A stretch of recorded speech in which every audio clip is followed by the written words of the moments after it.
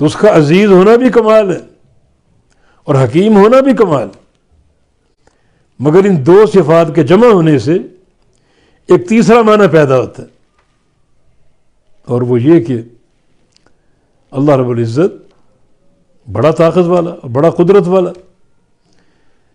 کسی کو دنیا میں طاقت مل جائے تو اس کے استعمال میں وہ اندھا ہو جاتا ہے. اللہ ایسا نہیں ہے، اللہ حکمت والا ہے، اس کی قوت کا استعمال حکمت کے ساتھ،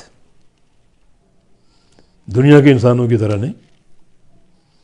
جیسے وَهُوَ الْغَفُورُ الْوَدُودُ، دو نام جمع الغفور الودود، اللہ تعالیٰ بخشنے والا اور محبت کرنے والا. الغفور بخشنے میں وہ کامل ہے، الودود محبت کرنے میں کامل ہے. لیکن دو نام اکٹھے ہو گئے، ایک تیسرا کمال سامنے آ گیا. بخشتا ہے گناہ گاروں کو لیکن معاف کر کے چھوڑتا نہیں بلکہ محبت کرتا ہے. یہ دنیا کے انسان ہے، اول تو کسی کو معاف نہیں کریں گے، اور معاف کر دیا تو کہیں گے کہ تم اپنی شکل مجھ سے گم کرو، آئندہ مجھے دکھائی نہ دو.